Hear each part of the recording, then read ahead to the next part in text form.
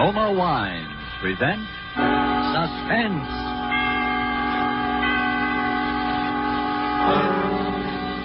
Roma Wines, made in California for enjoyment throughout the world. Salud. Your health, senor. Roma Wines toast the world. The wine for your table is Roma Wine, made in California for enjoyment throughout the world. This is the Man in Black, here to introduce this weekly half hour of Suspense. Tonight from Hollywood, we bring you a star, Mr. Orson Welles. This will be the first of two consecutive performances by Mr. Welles, in which he will appear as the protagonist of Kurt Siodmak's novel, Donovans Brain. The producer of Suspense and its sponsors, the Roma Wine Company of Fresno, California, feel that this story is so unusual that it merits more than our usual time. So in somewhat of a departure from established radio formulas, we will bring you the story of Donovan's Brain in two parts. Before we take you to the scene of our drama, let's take a little journey of a different kind. We'll let a bottle of Roma wine serve as Aladdin's lamp. I touch the label, and presto, we're all transported to that capital of gaiety, Havana, Cuba. And now we find ourselves in the charming Pan American Club. At a table nearby, an American has just voiced his delight at the uncommon beauty of the scene. Then his Cuban companion responds, "You in America also have much that is uncommon to boast of. Such as this marvelous tasting wine we're enjoying this minute. To enjoy uncommon fine quality, Cuba imports this wine from your own distant California. It is your superb Roma wine. Now just realize what it means when other countries import Roma wines from such great distances. Such international esteem must mean that Roma wines are truly magnificent in quality. And then consider this. You here in America need pay no high import duty, no expensive shipping charges. For these fine Roma wines come from Roma's own wineries in the heart of the rich California wine grape district. Because so many Americans do realize this good fortune, Roma wines are America's largest selling wine. So why deny yourself this taste delight? Try an inexpensive bottle of tangy, appetizing Roma sherry, or the hearty Roma burgundy, or any of the marvelously enjoyable Roma wines. But remember, these days your favorite dealer may be temporarily out of the type you prefer. Then please try again. Ask for R-O-M-A, Roma wine, made in California for enjoyment throughout the world. And now with part one of Donovan's Brain, and with the performance of Orson Welles as Dr. Patrick Corey, we again hope to keep you in suspense.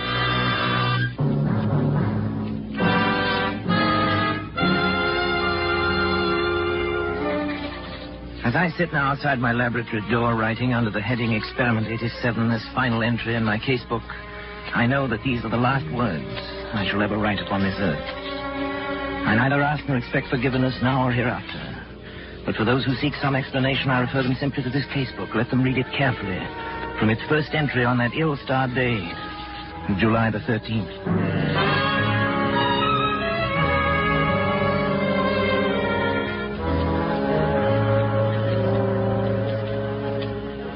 July 13th. Today I bought a small Capuchin monkey from an organ grinder. The animal trembled with fear when I took it into my laboratory, and when I tried to pet it, it bit me. I had to make it trust me completely. Fear causes an excess secretion of adrenaline, resulting in an abnormal condition of the bloodstream which would throw off my observations, so I fed it, and finally the creature voluntarily crept up into my arms, uttering little whimpers of contempt. When it laid its head against my shoulder, I stabbed it with a surgical lancet. It died instantly.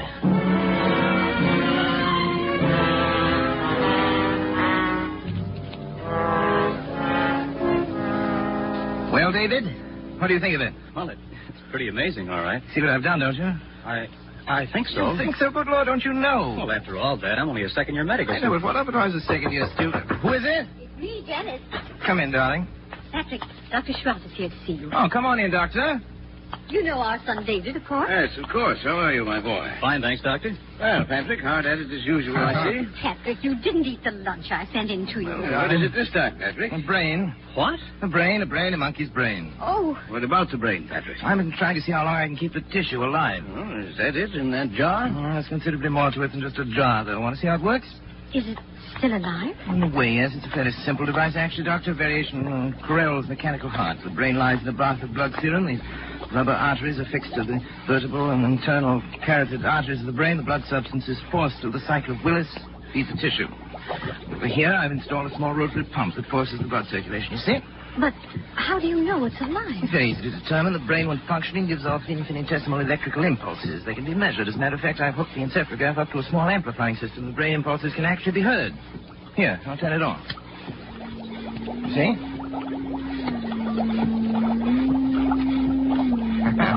Quite effective, isn't it? Yes, it's effective. And it's wrong, Patrick. Terribly wrong. I tried to tell him, Dr. Schwartz. In heaven's name, what's wrong with it? Oh, Patrick, you and your mechanistic philosophy, trying to reduce life to a mere matter of chemicals and test tubes. The origin of life is from a higher domain than that, Patrick. And you're profaning. Nonsense. You can't stop the progress of science. Every discovery of whatever kind is a step forward. If I can prove that the brain can perform certain functions outside the body, who knows where we may be able to go from there? Oh, Patrick, how do you know that thing in there doesn't feel pain? How do you know it isn't writhing in agony? Brain tissue itself is insensitive, you know that. That's a feeling look. I'll switch on the encephalograph. See? There. Notice the faintness of the amplified alpha rays. Notice the comparatively slow rate of pulsation now. Notice what happens when I tap on the glass jar.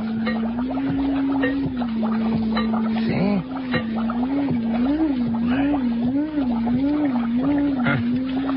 It feels.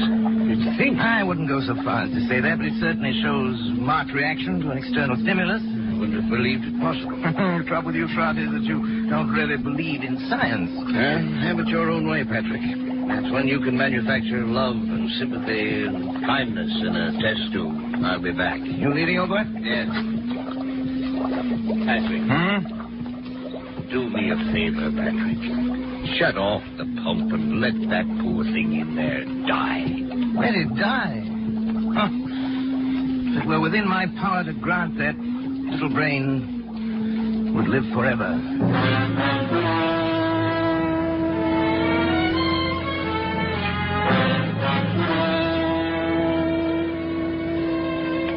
July 18th. I'm utterly exhausted from lack of sleep. But the events of the past 5 days have been of such tremendous importance that I must set them down while every last detail is still fresh in my mind. I've had no time to make an entry in this record since that day last week. It seems a month ago now when I had my first partial success with the brain of the capuchin monkey. At that time, however, it seemed that I was doomed to disappointment. In spite of all my efforts, the brain of the monkey ceased to live at 12:14 that night. Tired and disheartened, I lay down to sleep on the cot in my laboratory, but at that very moment, fate was contriving an occurrence which now seems destined to have the most profound effect not only upon my own existence, but perhaps upon that of all mankind.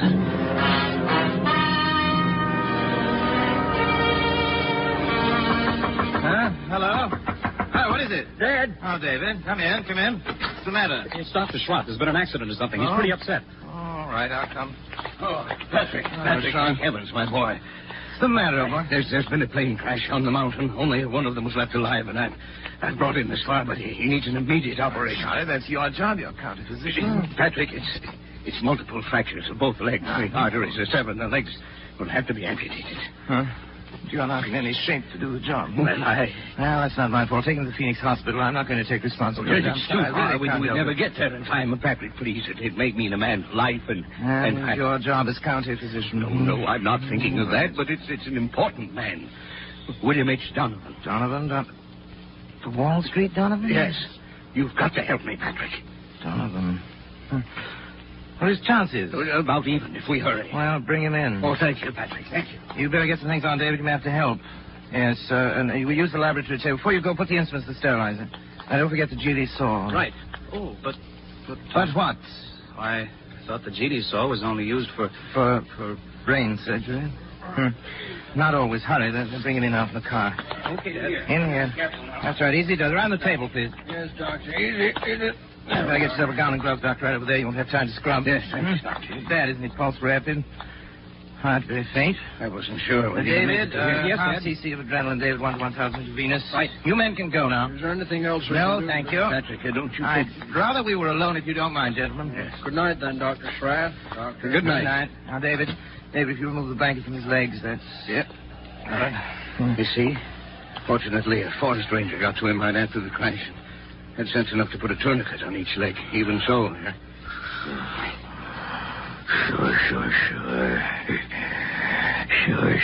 Sure. We'll get it. Sure. Saying something like, sure. He said it over and over. Huh. I hadn't realized he was deformed. It doesn't show as much in his pictures. Patrick, don't you think we ought to begin? No, there's no use amputating those legs. No use? He'll be dead anyway by morning. I won't it? Suppose you're right, Patrick. You know I'm right. But still, we ought to try. We can't refuse to operate. We are going to operate. Syringe, please, David. The large one. Here you are, Dad. Spinal anesthetic. You give it, Dr. Schroeder. Right. Scalpel. Please, David. Scalpel and the GD saw. GD saw? Patrick. Well? No, Patrick. I won't let you. After your performance tonight? Well, but Patrick, he's still alive. Precisely. My mistake with the monkey was that he was dead. I don't intend to make that mistake again. Come on, David. Patrick, the scalpel. Are you out of your mind? You're taking a man's life. I'm giving him life. Donovan would die anyway. But for a while at least, Donovan's brain will live.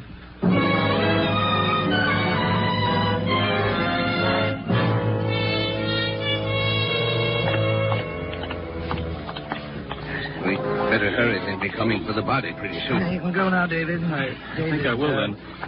You understand, of course? Yes, I understand. Not a word to your mother or to anyone. I understand.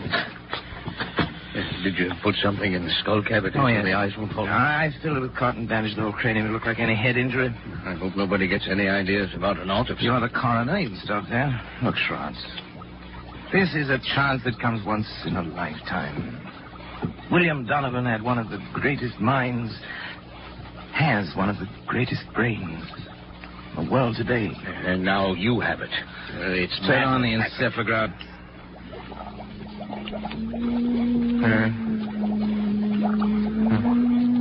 Simple out of the way, of course. No different from the monkeys. You can't take a human brain out of its body and expect it to function. I suppose not, but... Schwartz, did it ever occur to you that the brain might simply be asleep? Sleep? Certainly. An operation like that is a severe shock. Tap on the glass.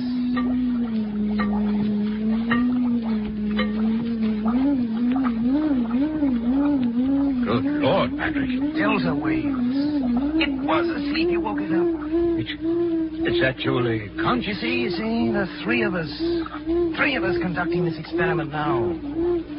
You, and me, and William Horace Donovan.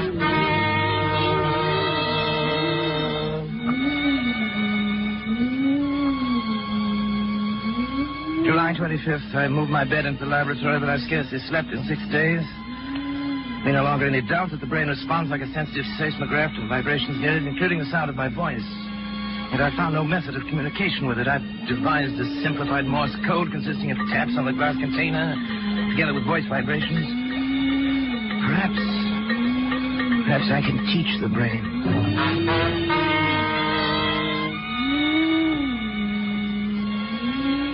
July 30th, Schwartz has come to stay with me, half out of a feeling that he shares with me a common guilt, half out of scientific curiosity.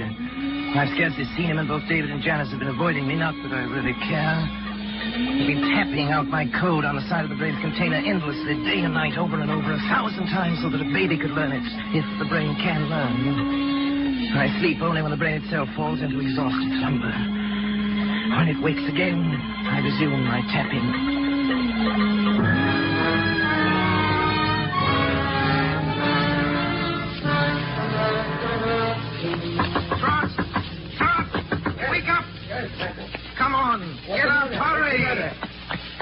Come on, I want to show Something you. the matter? Yes, old boy. I want to show you something.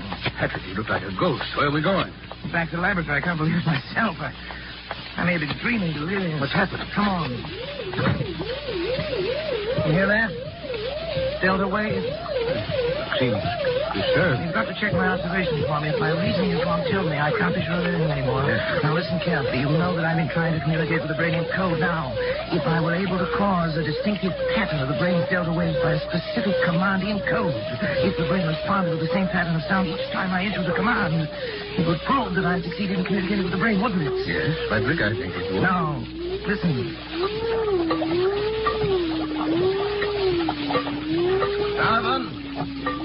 Donovan. If you understand, think 3 times of the word talk. 3 times. Talk. Talk. Talk.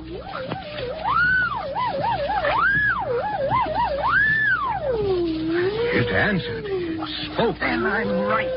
It's true. This thing has learned to talk. To talk.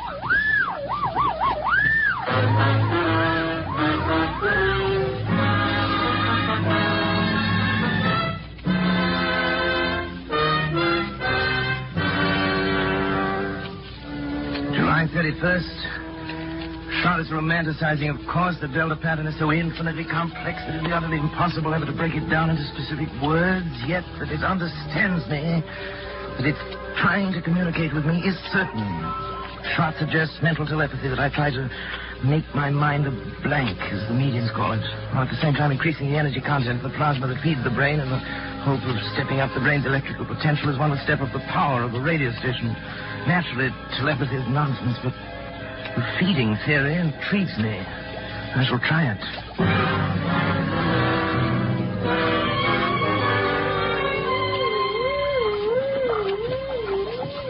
August 12th. Noticed today for the first time 2 distinct nodules of new brain cells on the frontal lobex. The electrical potential has increased to 510 microvolts. I've begun smoking cigars. Although I've always hated cigars before. As I expect.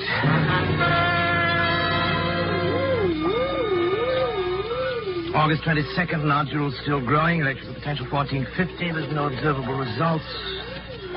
Lately felt a compelling urge to know more of Donovan's life and have collected every available scrap of information about him. A strange man he was.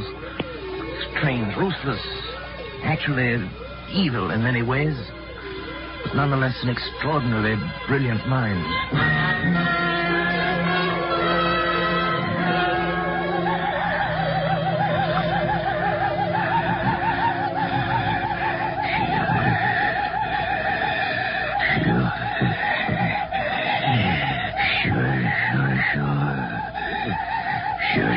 Sure. It will be the test. You agree? Of course. Sure. Patrick, wake up! Patrick! What is it? What happened here? I thought I had to wake you up, Patrick. You were moaning in your sleep, talking. Talking? What did I say? I'm not sure, but your voice was so strange that... Janice, what's the matter? Nothing. I was dreaming, that's all. Janice woke me up. Patrick, let me see your hand. No, the other one. Well, what about it? You're not left-handed, are you? No. Then why have you got ink on the fingers of your left hand? What? I don't know. Were you writing anything tonight? No. You must have been, Patrick. Here it is, right here on your desk. Nonsense. Wait, let me see it. Oh, you've been writing his name. William H. Donovan. Donovan Schrott. That's not my handwriting. It's... What? Don't you see what it means? The brain has communicated with me. Patrick, you don't... Look here. Look at this magazine article. Here's a reproduction of his signature. And he was left-handed, too. It says so here. Why, it is. It is exactly the What same. a fool I've been. Look at this picture, smoking a cigar. With his left hand. I wondered why I suddenly started smoking cigars. The same brand, too. Janice, try to remember what you heard me saying just before you woke me up. Come on, Janice. Think. Patrick, I can't believe... Think, Janice. All I heard was something like... Sure. Sure. Of course. Don't you remember, Schrott? He said it that night. It was the only thing we ever heard him say. It was an expression of his. It tells about that in one of the articles, too. Yes, there it is. It wasn't your voice. My voice, you see, the brain has grown. And it's strong enough to influence not only the higher functions of the frontal lobe, but the speech centers, the motor centers of another brain. Patrick, if this is true, then your experiment has been successful. It's ended. Ended? Oh, it's only begun. Patrick. Don't you see what this means? Patrick, listen to me. Oh, what, Janice? What? You've got to stop. Stop. I can't stand it any longer. Can't you see where it's led you? When you cut yourself off from your family, when you neglected your health, began having fits of temper, and were like someone I hardly recognize as the man I married. All that I tried to understand. But don't you see what you've done? You are a murderer, Patrick, a murderer. Janice, darling. David told me the whole thing. This poor boy's half insane himself from worry. Insane? What do you mean by that? What I say. You killed Donovan. Maybe he wouldn't have lived anyway. But you killed him. And now this thing has gained such power over your mind that it can make you do things you don't even know about. For all you know, it could make you do anything. Anything. You've got to choose, Patrick. Oh, Janice, please.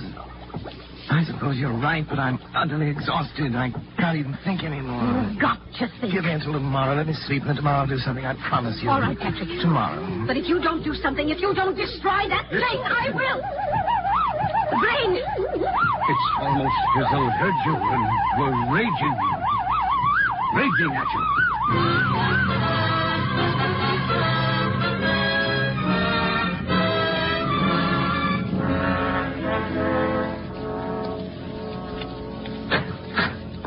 This way, please, Dr. Come on, darling. But, Patrick, why are we going in here? A psychiatric clinic? I told you I'd do something, Janice. I've got an idea. You mean you're having yourself psychoanalyzed? Well... Something like that? Something like that. I'll tell you about it later. First, I want you to talk to this man alone. Dr. Zanger, this is Dr. Corey. Oh, how do you do, Dr. Corey? How do you heard do, something Dr. of Zanger? your work. Oh, yes. And this is Mrs. Corey. Of course, excuse me. I'm happy to meet you, Mrs. Corey. Thank you, Doctor. Won't you come in tomorrow? I will certainly. Janice, would you mind waiting in the reception room? I'll be out just a moment. Thank you. Why, certainly, dear. In here, please, Doctor. Very well. Well, Doctor, she seems quite normal. I'd expected from what you told me on the telephone. I know. I can assure you, I hate to tell you this, but, Doctor, she's quite insane. I see. Yes, paranoia. She's always been, jealous of my work. And, well, last little while she's got a delusion that she thinks I've made some kind of a monster up in my laboratory. It controls my mind and then controls my actions. So I'm putting her completely in your hands. Oh. Well, it's of course a little unusual, but since you are yourself a medical man... That's right. You definitely wish to commit her then, huh? Yes. You have the papers. Oh, yeah. Here you are. Just your signature will be enough, though. There you are. You let me know about everything, won't you? Oh, naturally, Doctor. We keep you informed. Thank you. Well, goodbye then, Dr. Corey. We'll do what we can. Oh, right. Patrick? Mrs. Corey is staying with us, Miss Wilcox. Yes, Dr. Zanger. Patrick? Come back! Patrick! Oh, it's all right, Mrs. Corey. Just come with me, please. Patrick! No. Where are you going? Let me go! Let me go! Well, Dr. Corey? Yes? Oh, about the bill, how do you wish it to be handled? The bill? The bill? Sure. I'll take care of it by the week.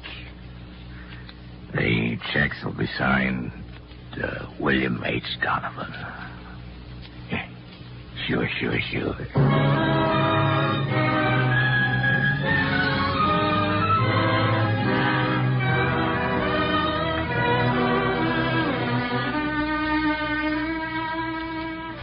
August 20th. It's nearly 3 weeks now since Janice went away. I can't understand how she could have left me just when I needed her most.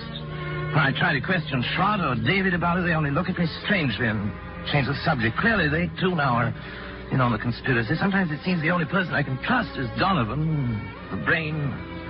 communicates with me more freely now each day. I know it has some great plan in mind for me, for both of us. I'm waiting, patiently waiting.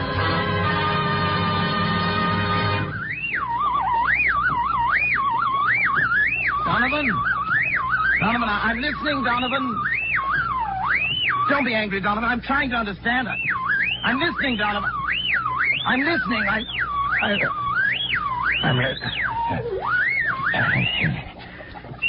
Sure.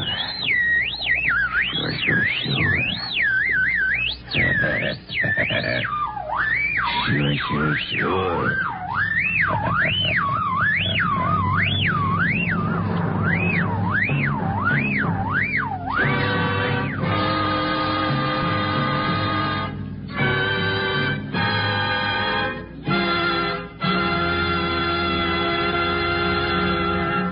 And so closes Donovan's Brain, Part 1, the first of 2 half-hour presentations of Kurt Siodmak's story, presenting Orson Welles as star of Suspense. Suspense is produced and directed by William Spear. We sincerely hope you enjoyed the performance of Orson Welles and that of the whole cast tonight in our Roma Suspense play. The Roma Wine Company would like to express its thanks for the many letters of appreciation from listeners which we are constantly receiving, saying how much you enjoy these broadcasts. And here's a thought. To discover the enjoyment these suspense programs offer, you first had to sample one. And so you must first sample one of the many delicious Roma wines to discover for yourself their wonderful taste and quality, the excellence that makes Roma America's largest selling wines. You'll discover, as of other millions before you, that Roma wines are super quality, are super tasty, and are super easy on your pocketbook, too, costing only pennies a glass. Be sure you get R-O-M-A, Roma wines, made in California for enjoyment throughout the world. The greatest and most profitable investment you can make in your country's future is to buy war bonds. Suspense. Presented by Roma Wines, R-O-M-A, made in California for enjoyment throughout the world.